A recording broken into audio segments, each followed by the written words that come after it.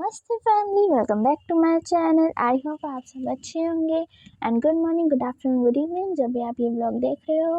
And आज मैं सबसे यूनिक करने वाली हूँ एंड मैंने बहुत दिनों से सोच रखा था, तो फाइनली तो आज हम करने वाले स्केरी चैट रील्स। तो लेट्स गो।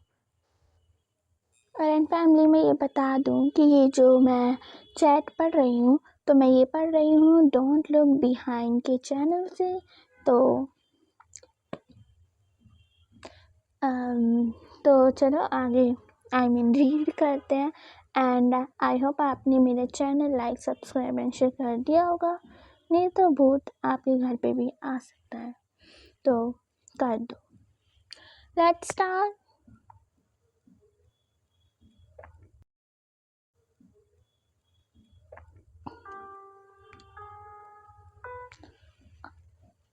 तो शिवानी,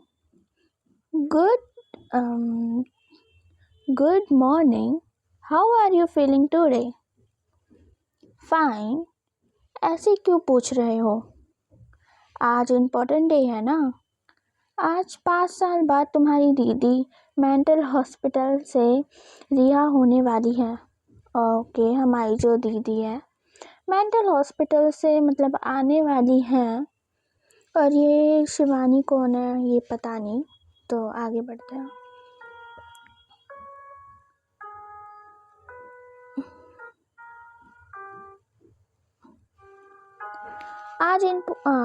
हाँ, लेकिन वहाँ से छूटकर दीदी घर थोड़े आने वाली है। अभी कोर्ट केस और चलेगा। वो तो चलेगा ही। 4 होमलेस लोगों का मर्डर किया था सुमी ने। उसने तुम्हें और मुझे भी तो मारने की कोशिश की थी ना। वो तो तुम जल्दी से भाग गई और पुलिस के आने तक भी खुद की जान बचा कर रखी, वरना आज के समय पर अपने मर्डर का भी केस चलता। आई नो राहुल, तुम तो मेरी हेल्प के लिए आए थे वहाँ और खुद ही दीदी का शिकार हो गए। एक सेकेंड। ओके, जो दीदी है उसने मतलब मर्डर करा था हमारा, बहुत लोगों का मर्डर करा था और उसमें हम दोनों भी थे, लेकिन हम दोनों बच गए थे और वो दीदी रिहा हो रही है, तो मतलब क्या ठीक हो गई? वरना आज सुमे पर अपनी मर्डर का भी केस चलता। शिवानी एंड हम लड़का है और वो शिवानी है। ओके, तो दीदी हमारी हुई ना। ऑलराइट, तो हम लड़का है वो लड़की है, दैट्स ओके।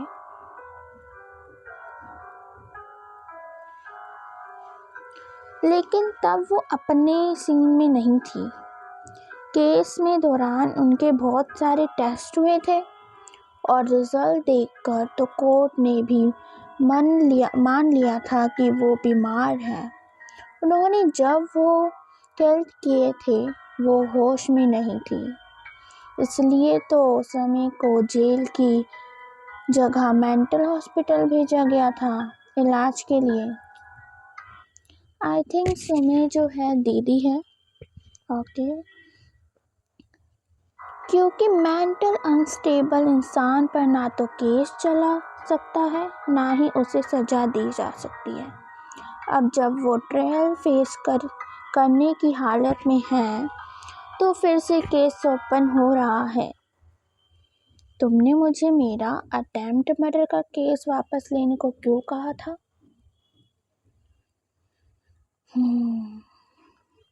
आगे रीड करते हैं।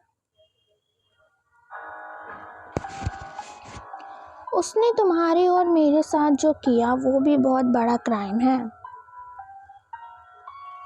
क्योंकि ऑलरेडी उन पर बहुत इल्ज़ाम है। अब और क्या लगाने हैं? तुम जा रहे हो उससे मिलने? नहीं जा रही हो, सॉरी, सिर्फ मम्मी पापा जा रहे हैं। वो कस्टडी में होगी और पुलिस उन्हें सीधा कोर्ट में पेश करेगी। हमारा लॉयर आज बेल के लिए ट्राई करने वाला है। तुम्हें लगता है कि बेल मिल जाएगी? पता नहीं यार, लगता तो है कि मिल जाएगी। सच बताऊं तो मुझे भी उससे बहुत डर लगता है। उन्हें उस दिन जैसे मेरे सामने उस होमलेस आदमी को मारा था और हमें मारने की कोशिश की थी। तो मतलब बेसिकली अभी ये कहानी क्या चल रही है, समझ आ रहा होगा कि दो बात कर रहे हैं एंड ये पता नहीं शिवानी कौन है, लेकिन आई थिंक इनकी दोस्त होगी। तो जो राहुल है मतलब कि हम, उनकी दीदी थोड़ी मेंटल हेल्थ से मतलब पागल है। आई मीन यही कहते हैं, मेंटल हेल्थ से गुजरती है। तो वो हॉस्पिटल से रिहा हो रही है, लेकिन उनके ऊपर बहुत सारे केसेस है, इल्ज़ाम है कि उन्होंने बहुत लोगों को मारा है।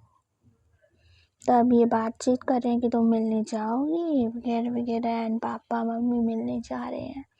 तो गाइस ये रात को देख रहे हो तो थोड़ी वॉल्यूम तेज़ करके एंड हेडफोन लगा के देखना, तो ज़्यादा डर लगेगा। ओके। वो याद करने में आज भी शिखर उतरती हूँ। तुम तो सॉरी गाइस, मैं फंबल कर रही हूँ।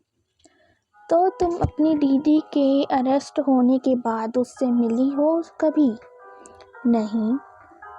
एक सेकेंड, तो तुम अपनी दीदी के अरेस्ट होने के बाद उससे मिली हो कभी? एक तो ये समझ नहीं आ रही शिवानी की है या हमारी दीदी है।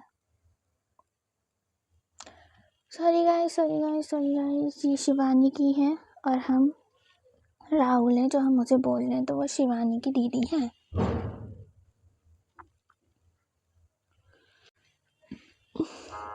नहीं, मुझे मिलने की इच्छा ही नहीं हुई, डर एंड ट्रॉमा की वजह से। मम्मी पापा ने बताया कि जब केस चल रहा था तो वो कोर्ट में बार बार मेरा नाम लेकर चीख रही थी। ना जाने क्या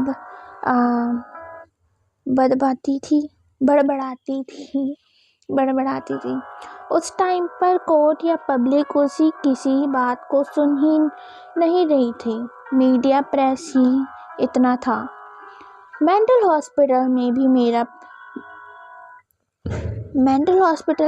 पेरेंट्स की जाते थे उससे मिलने। वहाँ वो बहुत बुरी हालत में थी, लेकिन डॉक्टर के हिसाब से तो दीदी अब बिल्कुल ठीक है। आगे देखते हैं कि कोर्ट में क्या होता है। अब गाइस पहले ये मतलब रात को बात कर रहे थे, मॉर्निंग में बात करते, अब हो गई है मतलब थोड़ी दोपहर, तो लेट्स देखते हैं आगे क्या होता है। ओके। क्या हुआ सुमे की बेल का?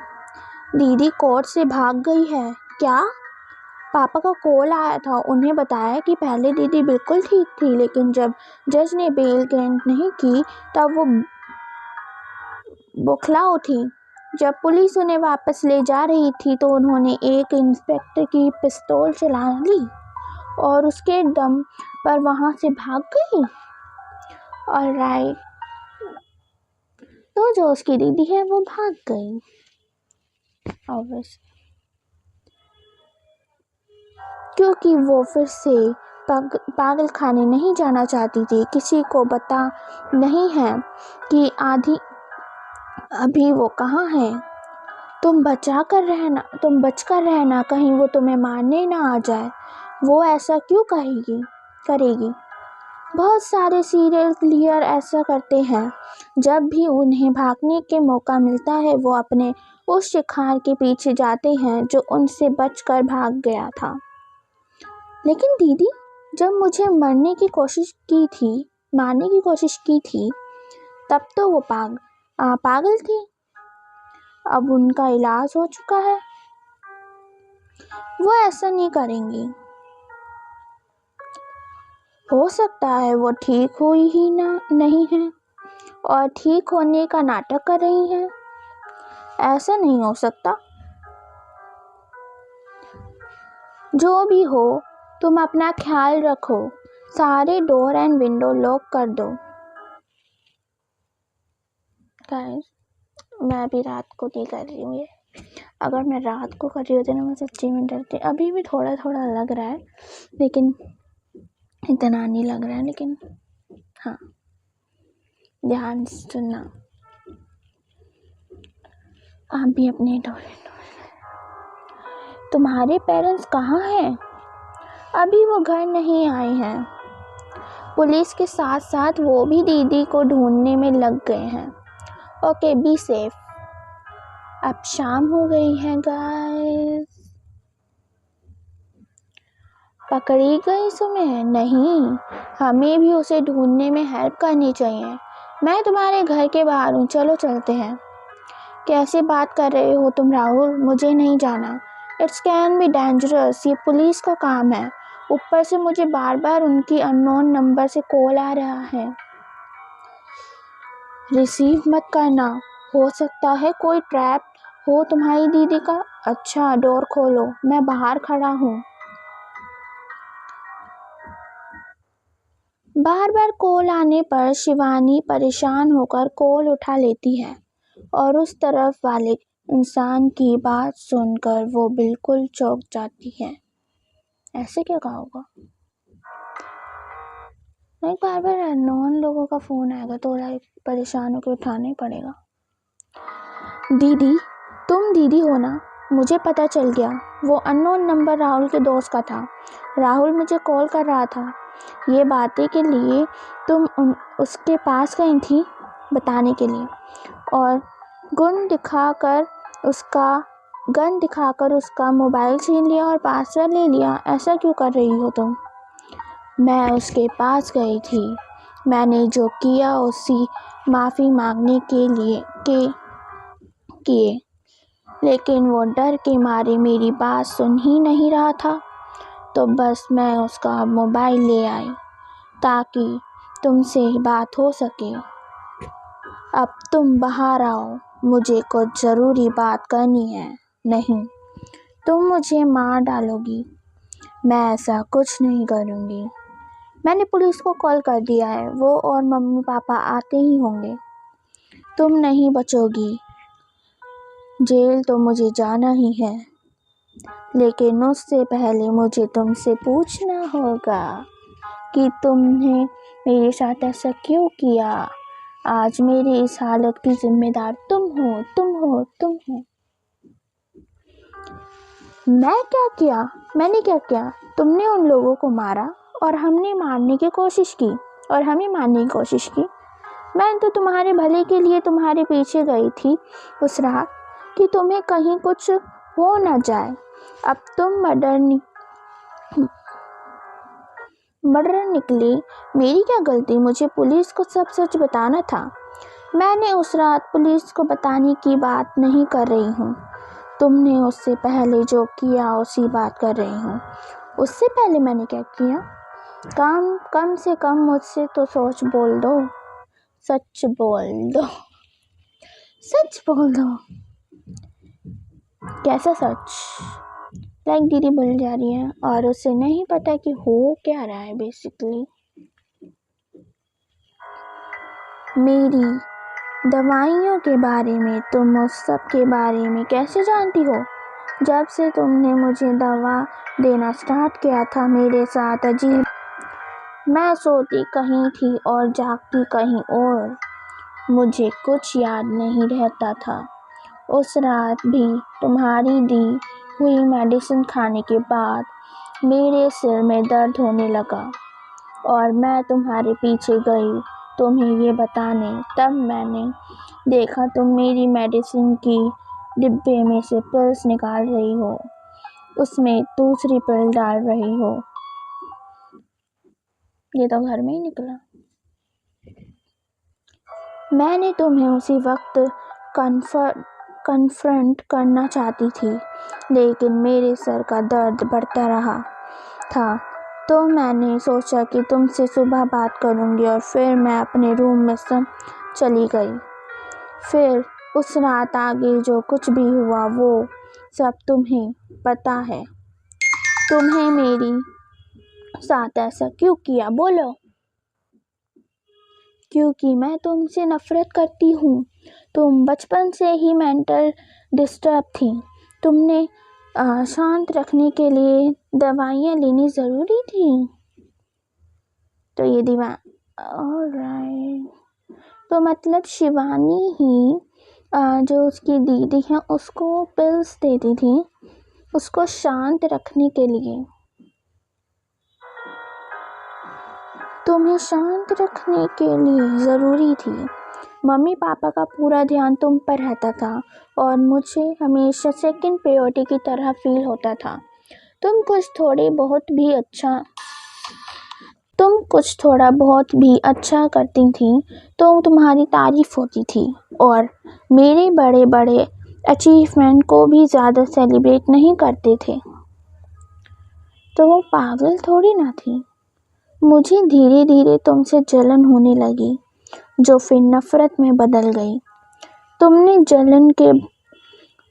जलन के कारण मेरी मेडिसिन बदल थी। हाँ, उन दिनों मम्मी पापा बाहर गए थे और तुम्हारी जिम्मेदारी मुझे दी थी। मैं तुम्हें थोड़ा परेशान करना चाहती थी। मुझे पता था कि जब तुम्हें तुम्हारी दवाई नहीं मिलती तो तुम नींद में चलने लगी और अजीब हरकतें करने लगती थी, इसलिए मैं तुम्हारी दवाई बदलती थी, जिस वजह से तुम बिल्कुल पागल हो गई और तुमने वो सब मर्डर कर दिया। मैं दिमाग तौर पर बीमार थी लेकिन खूनी नहीं थी। तुमने मेरी दवाइयों से छेड़छाड़ की और मुझे एक किलर बना दिया। उन लोगों के खून में तुम्हारा भी हाथ है। मुझे पता नहीं था कि तुम उस हालत में लोगों का मर्डर करने लगोगी। अगर मुझे थोड़ा सा भी आइडिया होता कि मेरी गलती से तुम्हारा दिमाग पर खतरनाक असर होगा तो मैं तुम्हें पहले ही रोक देती।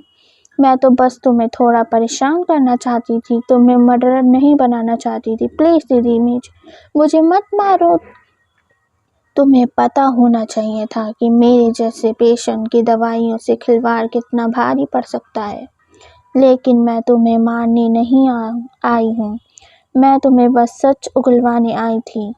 मैंने ये बात कोर्ट और पुलिस को बतानी चाहिए, लेकिन उस टाइम मेरी हालत की इतनी ख़राब थी कि मैं ढंग से अपनी बात नहीं रख पाई। फिर मुझे पागल खाने भेज दिया गया और मम्मी पापा से कहती भी तो क्या, आज भी कोर्ट में मेरी बात नहीं सुनी गई, इसलिए मुझे वहाँ से भागना पड़ा।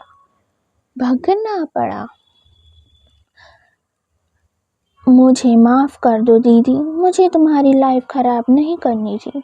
कोई बात नहीं शिवानी, भले ही वजह तुम रही हो, लेकिन मर्डर तो मैंने ही किया है। जेल तो मुझे ही जाना ही होगा, लेकिन अब मुझे ये प्रूफ करना है कि अगर मुझे मेरी दवाइयाँ टाइम से मिली तो मैं एक नॉर्मल इंसान की तरह जी सकती हूँ और आगे किसी को हार्म नहीं करूँगी। मैं कोई दरिंदा नहीं हूँ। पुलिस को सच बता कर यह प्रूफ करने में मेरी हेल्प कर दो प्लीज़। हाँ दीदी, मैं सच कबूल करने को तैयार हूँ। मैं खुद 5 सालों से गिल्ट में जी रही थी। Please forgive. शिवानी पुलिस को सब बता देती है। पुलिस सुमेय को अरेस्ट कर लेती है। आखिर में सुमेय को 40 साल की जेल और शिवानी को 3 मंथ की सज़ा और जुर्माना होता है। जलन ने एक पूरे परिवार को बिखेर दिया। ऑलराइट, तो सुमेय को भी 40 साल की, बट वाई? उसकी तो हेल्थ है, मतलब वो तो पागल थी ना, उसकी हेल्थ पे तो उसे 40 साल की जेल की हुई और शिवानी 3 मंथ्स की सज़ा हुई और शिवानी को 3 मंथ की सज़ा हुई। ये थी sleep walking horror chat story part 3।